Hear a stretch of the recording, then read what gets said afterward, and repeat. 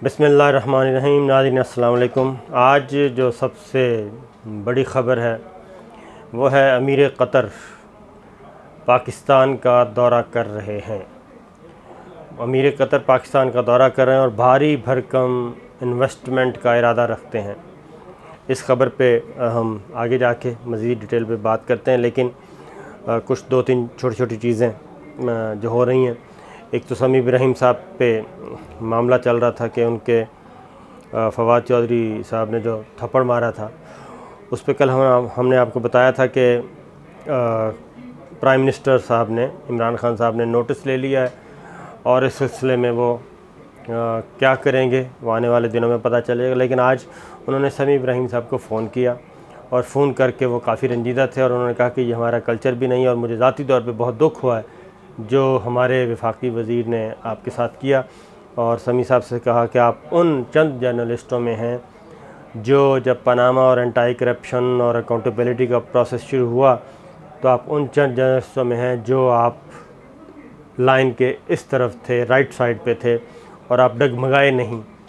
तो आपके साथ इस तरह की ज़्यादती का मुझे ज़ाती तौर पर भी अफसोस है और ये ऐसा नहीं होना चाहिए था। और उन्होंने कहा कि मैं आपसे जल्द मुलाकात भी करूंगा, तो इस पर बात करते हैं। और फवाद को भी उन्होंने बुलाया। अब क्या होता है मसला ये अब फर्दर पता चलेगा, लेकिन ये चीज़ अभी तक टॉक ऑफ द टाउन है और ख़ास तौर पे मीडिया इंडस्ट्री में जो ये वाक़या हुआ नाखुशगवार, काबिल मज़म्मत, इस पर बातचीत चल रही है। दूसरा एक अहम डेवलपमेंट ये हुई कि शहबाज शरीफ साहब और मरीम नवाज़ के आपस के जो इख्तलाफात हैं वो खुलकर सामने आ गए हैं। बिलावल और मरीम बीबी की जो मुलाकात हुई उसमें यह तय हुआ था कि हम बजट मंजूर नहीं होने देंगे, लेकिन आज शहबाज शरीफ साहब ने क्या किया। शहबाज शरीफ साहब जो कि अपोजिशन लीडर हैं, उन्होंने आज जो एक रुकावट थी, बजट मंजूरी का प्रोसेस रुका हुआ है, उन्होंने ये किया कि आज बजट बहस का आगाज़ कर दिया एहतजाज के बावजूद, और जरदारी साहब के प्रोडक्शन ऑर्डर भी जारी नहीं हुए। तो आज उन्होंने इनडायरेक्टली बल्कि डायरेक्टली ये बताया है, मरीम बीबी को भी मैसेज किया है, कन्वे किया है और बिलावल को भी, कि असल मैं हूँ प्लेयर, पार्लियामेंट के अंदर भी और पार्टी के अंदर भी असल प्लेयर मैं हूँ, मुझसे बात करें। तो आज उन्होंने वो जो एक छात है कि जनाब, क्योंकि अपोजिशन लीडर जब तक बजट बहस का आगाज़ नहीं करेंगे तो बजट की मंजूरी के मरहल जो हैं वो तय नहीं होते। तो आज उन्होंने बहस का आगाज़ कर दिया है और इस तरीके से दो चार तकरीरें उधर से हो जाएंगी, कोई एक आध और इधर से आ जाएगी, तो ये बजट मंजूरी की तरफ जा रहा है। और अगर बजट मंजूर नहीं होता तो उसमें फिर हुकूमत ख़ुद ये चाह रही होगी कि बजट मंजूर ना हो और नए इंतखाबात की तरफ जाया जाए। ये फिर हुकूमत ख़ुद चाह रही होगी, क्योंकि आज शहबाज शरीफ साहब की तकरीर के दौरान हुकूमत को हमने देखा कि एहतजाज कर रही है, जबकि हुकूमत को तो बहुत बड़ा रिलीफ मिला। आज शहबाज शरीफ साहब की जो तकरीर थी वो तकरीर करके बहस का आगाज़ हो गया, लेकिन हुकूमती अरकान घेराव करते रहे शहबाज शरीफ साहब का, और स्पीकर को हुकूमती अरकान के एहतजाज पर गोल गपाड़े पे, शोर शराबे पे इजलास कल तक मुलतवी करना पड़ा और शहबाज शरीफ की तकरीर अभी जारी थी। एक और चीज़ भी आई वो थी इलेक्शन कमीशन ऑफ पाकिस्तान में आज मरीम बीबी की डिस्क्वालिफ़िकेशन, यानी कि जो वो नायब सदर बनी है पार्टी की, वो मामला आज पीटीआई के अरकान ने पटिशन फ़ाइल की हुई थी।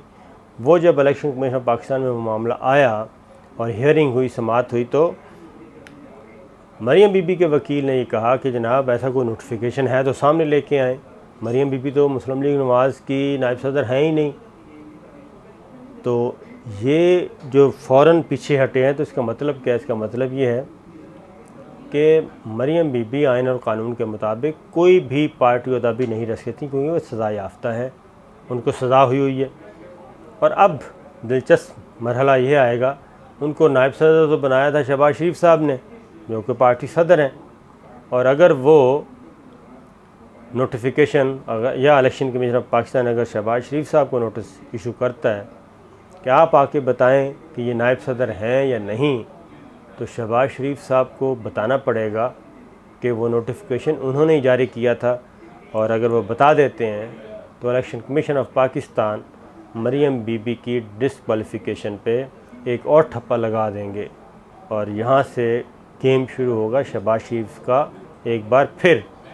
क्योंकि अब तक जो बिलावल से मुलाकातें चल रही हैं, जो राब्ते हैं पीपल्स पार्टी के साथ मरियम बीबी के, वो उस मामले में अभी तक शहबाज शरीफ साहब को बिल्कुल एक साइड पे रखा हुआ है, और ना सिर्फ वो बल्कि किसी लाइक माइंडेड उनके बंदे को भी इन मुलाकातों की हवा भी नहीं लगने दी जा रही। तो ये एक गेम नई शुरू होने वाली आने वाले दिनों में मुस्लिम लीग नवाज़ के अंदर, देखते हैं कौन सर्वाइव करता है। अब आते हैं कतर के तरफ से इन्वेस्टमेंट। पहले सऊदी अरब ने विज़िट किया, वो एक भारी भरकम इन्वेस्टमेंट का ऐलान कर चुके हैं। ग्वादर पोर्ट पे ऑयल रिफाइनरी का उन्होंने कहा था, वो बातचीत हो रही है, उस पे काम हो रहा है। फिर सऊदी अरब ने एक बहुत बड़ा पैकेज दिया था पाकिस्तान को, मुआशी पैकेज, और इवन कुछ डॉलर्स, 3 अरब डॉलर भी दिए स्टेट बैंक में रखने के लिए, सॉफ्ट लोन कह लें, जो कुछ भी कह लें इसको।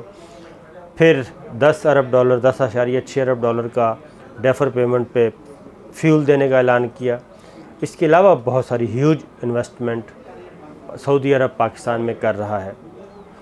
तो दूसरा, यूएई भी इसी तरीके से पॉजिटिव है, बहुत पॉजिटिव है। चाइना पहले से मौजूद है सी पैक में, और सऊदी अरब सी पैक का भी हिस्सा बनने जा रहा है।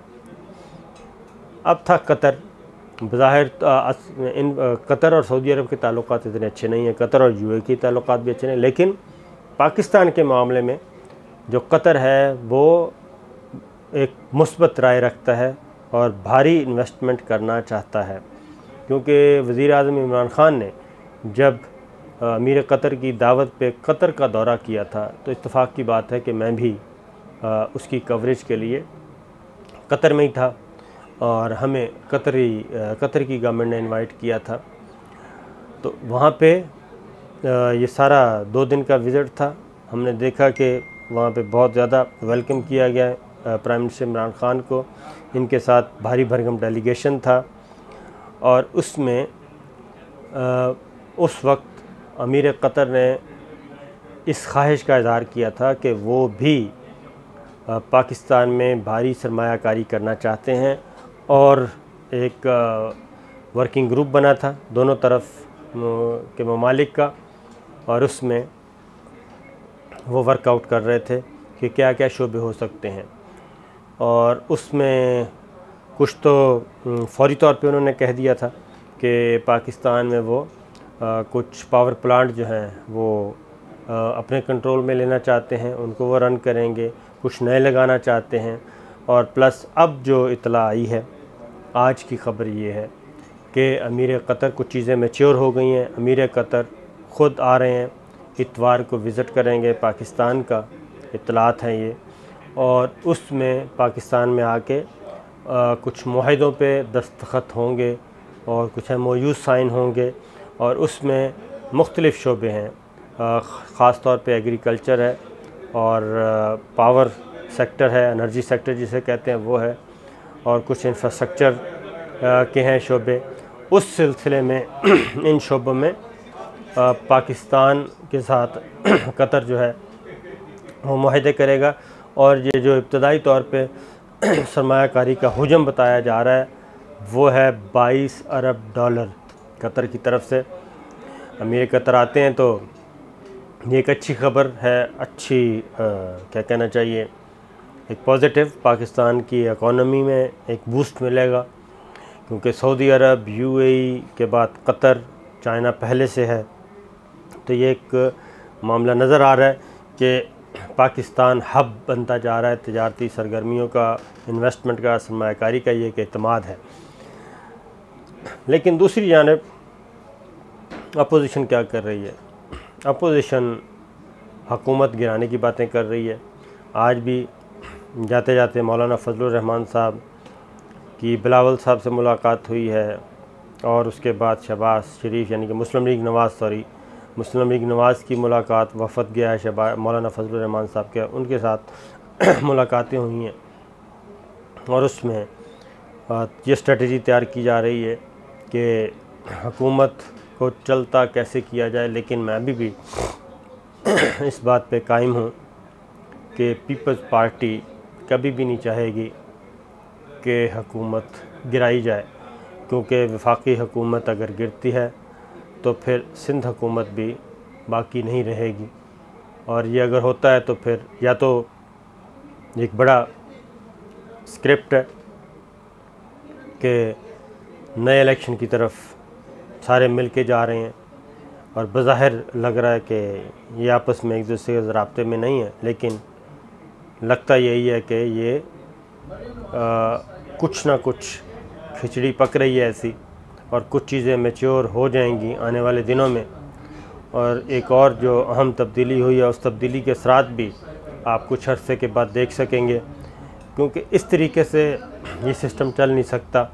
कौमी असम्बली अगर अपना वजूद बरकरार रखना चाहती है तो फिर उसको काम करना पड़ेगा, और अगर वो काम नहीं करती और हल्ला गुल्ले की नज़र ही रहती है और कोई लेजिस्लेशन नहीं हो रही, कोई रिफॉर्म्स नहीं हो रही, तो फिर ऐसी कौमी असम्बली को कायम रखने का फ़ायदा क्या है? नुकसान ही नुकसान है। और फिर ये ख़ुद एक जवाज़ पैदा किया जा रहा है, और शायद कहीं ना कहीं फिर हो सकता है हुकूमत भी शामिल हो कि कौमी असम्बली या नया इंतखाबात करवाए जाएँ, क्योंकि आज ये हैरत अंगेज़ और एक बिल्कुल नई अचंभे वाली बात थी कि लीडर ऑफ अपोजिशन बहस का आगाज़ कर रहे हैं, एक हुकूमत को एक सेफ एग्ज़िट दे रहे हैं, एक रास्ता दे रहे हैं बजट की मंजूरी के लिए, लेकिन हुकूमती अरकान उस पर एहतजाज कर रहे थे। कुछ चीज़ें ज़्यादा ही क्या कहना चाहिए उलझी हुई हैं। इसको अनफोल्ड होने में आइंदा हफ्ता 10 दिन में ये चीज़ें अनफोल्ड होंगी।